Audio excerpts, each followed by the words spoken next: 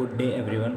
So today we are going to learn what is the foreign currency translation. So foreign currency translation is nothing but it is a difference between the balance sheet and profit and loss. But there is no difference between generally there is no difference between profit and loss and balance sheet, right?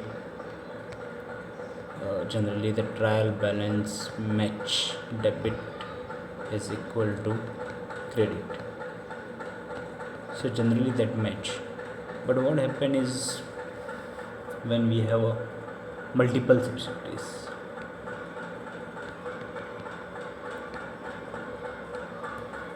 Multiple subsidiary is in a different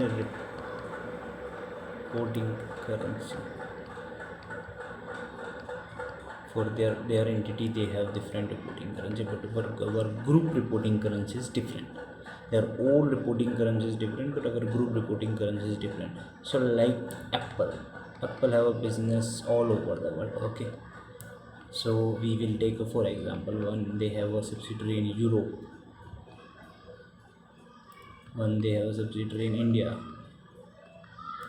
one they have a subsidiary in China, and one they have a subsidiary in Singapore. Okay, so Europe Financial they have prepared in a euro for their reporting purpose at their that legal entity level.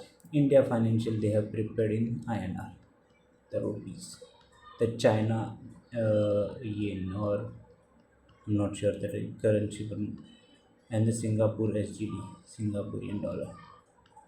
Okay, so now since these all four subsidiary have prepared their financial statement in different currency, we cannot consolidate directly to holding Apple company financial with holding Apple company financial, because holding Apple company financial are in a USD, because that is in a US. So we assume that is in a USD, and since our reporting currency is also a USD over here, so we assume that it is in a USD. Okay, so now the thing is what to do. Okay, to consolidate, so we have to consolidate each and every entity, the Europe, the India, the China, Singapore, US, and then consolidation total. Okay, we have to consolidate, right? But we cannot consolidate directly. Then we have to convert into one single reporting currency, and which is nothing but USD. So we will convert all those financial statement to USD. And how to convert in a USD? So that is the part. So how to convert in USD? So we will take a conversion rate first. Conversion rate for all currency, and conversion, three type of conversion rate. One is the average rate of the period, closing rate, and the historical rate. Okay, so take a closing rate for the all balance sheet item except few historical item.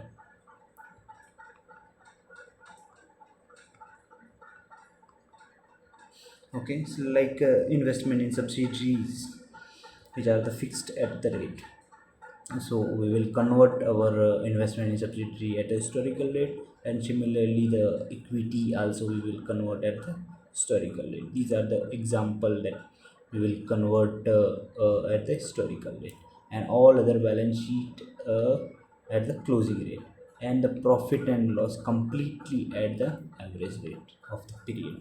Okay, so now since our trial balance is already matching in their euro. Okay, assume we have a Assume we have a balance sheet as a assets as a 100 million, liability 90 million, equity 10 million, which is all is equal to 0. Okay, now we have to convert to the USD. Okay, so assume that 100 euro is at the closing rate. If we convert the closing rate of the period is the 1 euro is equal to 1.1 USD. At the average rate is the 1.05, and the historical rate is I think 1. Okay, so historical rate we have converted this to the 10. The liability 90 into 105. If we do 90 into 105, 90 into 105, it's 95. We will take a round off only, and this 110. Okay, now our balance sheet is not matching. A total of assets is 110 and this is 105. So we should match our trial balance, right? Overall balance sheet and profit and loss total as per trial balance should be 0, but now it's 110 and 105. These are the liability and this is the assets. How to convert it? Oh, sorry, my mistake. Ignore this example. We will take a new example. Euro. So assets, liability, equity, and profit and loss. Net of profit and loss. So assets is 100, liability is 80. This is 10. This is 10. So this is 100 and this is 100. All is 0.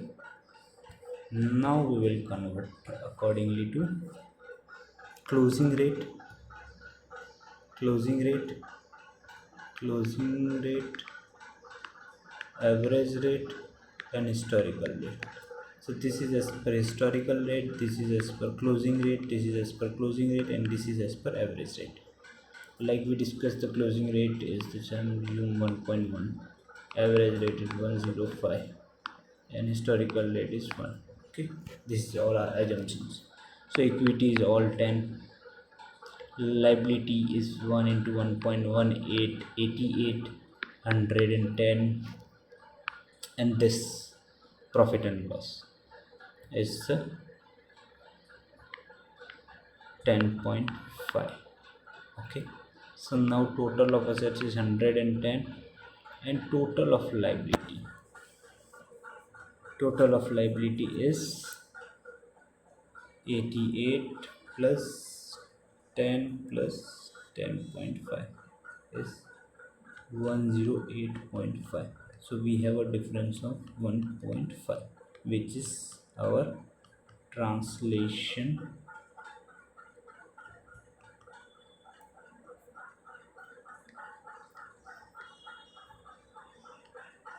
which is our translation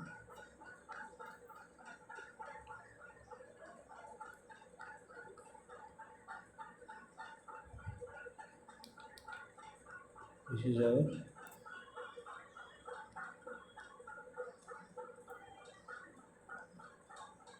our translation reserve. Okay,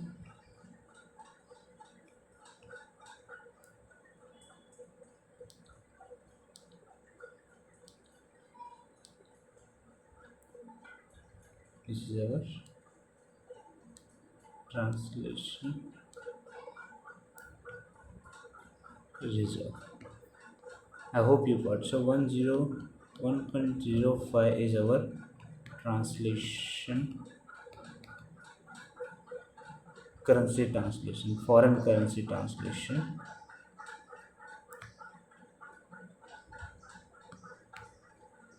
Okay, So this is the only one subsidiary. Okay, then we will have for India, we will have for China, we will have for Singapore, and all these are the this.